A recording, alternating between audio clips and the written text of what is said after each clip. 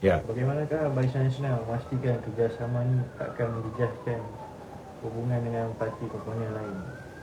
Saya rasa sukar untuk Barisan Nasional elak daripada hubungan kita dengan kerajaan Madani ini terjejas. Kan? Kita beritahu jangan attack, tapi tetap akan ada pengikut-pengikut kita yang attack di antara satu sama lain. Nak kata orang BN saja attack PH pun tak boleh tak? Sebab PH pun ada juga yang attack BN.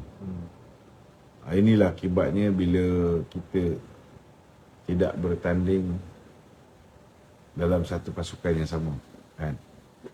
Sukarlah, memang sukar kalau kat negeri kita tak bersama, dekat pusat kita bersama, kan? Tetapi inilah pilihan yang telah dipilih oleh kedua-dua belah pihak. Jadi Tok Azhar adakah kerjasama dengan PH bakal-bakal ini? Tidak ada apa yang mustahil sekarang.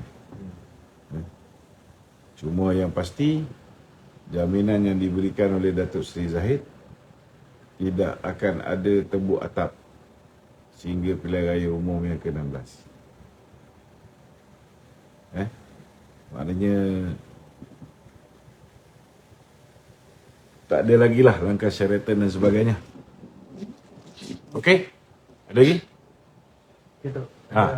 Macam mana rakyat bawah ni menafsir kerjasama BN dengan PAS di Negeri Sembilan sebagai petanda bahawa lanskap politik ni dekat persekitaran pun boleh berubah. Macam mana persepsi rakyat itu?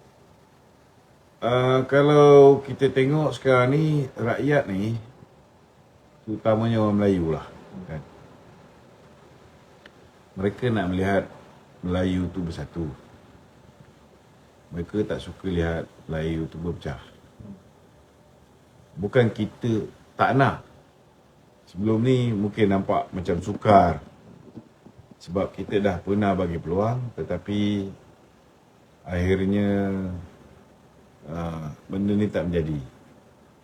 So kita tengokkan untuk pusingan kedua ni, sama ada usaha kerjasama ni ataupun apa pula nak dipanggilkan Penyatuan Melayu dan sebagainya ni berjaya ataupun tidak.